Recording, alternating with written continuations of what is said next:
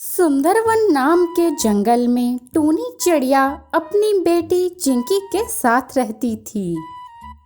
टूनी चिड़िया दूसरों के घरों में काम करके अपना घर चलाया करती थी। समय गुजरने लगा और उसकी बेटी बड़ी हो गई।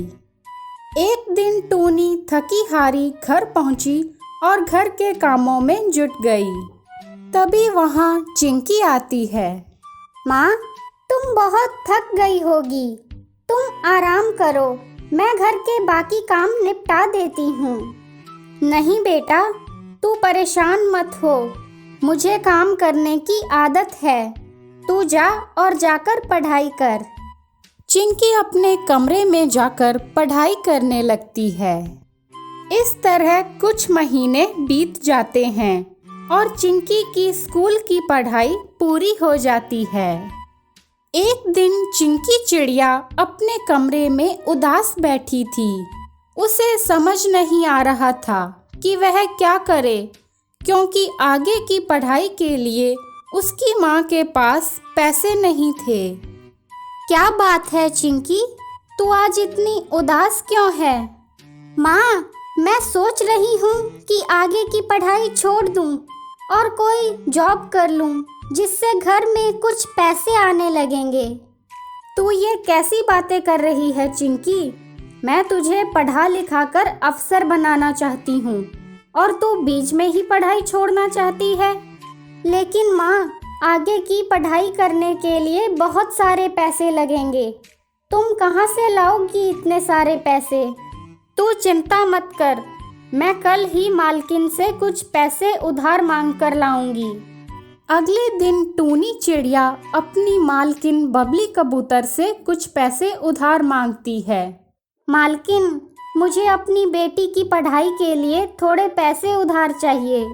टूनी, वैसे तो मैं किसी को रुपए उधार नहीं देती, लेकिन तेरे लिए मैं अपने पति से इस बारे में बात करूंगी। बबली अपने पति बनवारी से टूनी को रुपए उधार देने की बात करती है। देखो टूनी, मैं तुम्हें रुपए उधार दे सकता हूँ, लेकिन इसके लिए तुम्हें अपना घर मेरे नाम करना होगा। अब तुम सोच लो टूनी, तुम्हें पैसा चाहिए या घर? ठीक है सेठ जी, मेरी बेटी के भविष्य का सवाल है, इसलिए मैं अपना घर आपके नाम कर देती हूँ। सेठ बनवारी बड़ी चालाकी से टूनी का घर अपने नाम करवा लेता है और कुछ दिनों बाद टूनी को उसके घर से बाहर निकाल देता है। माँ, ये तुमने क्या किया? अपना घर उस सेठ के नाम क्यों कर दिया? टूनी अपनी बेटी के साथ दूसरे जंगल में चली जाती है और एक किराए के घर में रहने लगती है। घर का किराया चुकाने में मदद करने के लिए चिंकी पास की ही एक बेकरी में काम करने लगती है। एक दिन चिंकी जैसे ही बेकरी में काम करने पहुंचती है, तभी वहां एक चिड़िया आती है। बहन, मैं पिछले 2 दिन से भूखी हूँ। क्या तुम मुझे कुछ खाने को दे सकती हो? हाँ हाँ, क्यों नहीं। आप यहीं इंतज़ार कीजिए, मैं अभी आपको कुछ खाने को देती हूँ। चिंकी उस चिड़िया को केक का एक पीस खाने को देती है। तुम्हारा बहुत बहुत धन्यवाद बहन, तुम बहुत अच्छी हो। वह चिड़िया वहाँ से चली जाती है।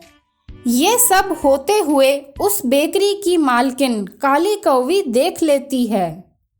क्यों रे, मैंने तुझे यहाँ मेरी मदद करने के लिए रखा है, ना कि मेरी बेकरी का सामान मुफ्त में लुटाने को।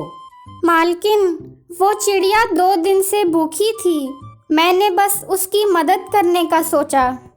मैं कुछ नहीं जानती, तू तो मेरी पीठ पीछे मेरा ही नुकसान कर रही है।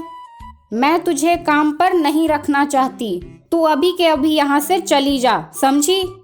काली कौवी चिंकी को काम से निकाल देती है। इस तरह कुछ दिन बीत जाते हैं। एक दिन मकान मालिक उनके घर आता है। तुम दोनों ये घर खाली कर दो। तुम दोनों ने कब से इस घर का किराया नहीं दिया है और अब मैं कोई बहाना नहीं सुनूंगा। टूनी और चिंकी के पास किराए के पैसे नहीं थे, इसलिए उन्होंने घर छोड़ दिया। वे दोनों जंगल में भटक रही थी कि तभी उन्हें वही चिड़िया मिलती है। कैसी हो बहन? और क्या बात है, आप लोग इतने परेशान क्यों लग रहे हैं? चिंकी उस चिड़िया को सारी बात बताती है। तुम चिंता मत करो बहन, तुम एक बहुत दयालु चिड़िया हो। तुमने उस दिन मेरी मदद की और आज जब तुम्हें मदद की ज़रूरत है तो मैं तुम्हारी मदद करूँगी। ये कहकर वह चिड़िया उन्हें एक जगह पर ले जाती है जहाँ एक विशाल केक का घर बना हुआ था। ये क्या है? इतना बड़ा केक का घर? ये कैसे हो सकता है? ये जादुई केक का घर है। मैं एक परी हूँ और ये घर मैंने ही बनाया है। आज से ये घर आप दोनों का है और ये आपकी अच्छाई का फल है। आपका बहुत बहुत धन्यवाद प्यारी परी, आप बहुत अच्छी हो। फिर वह चिड़िया वहाँ से गायब हो जाती है। इसके बाद टूनी और चिंकी खुशी खुशी उस केक के घर में रहने लगते हैं।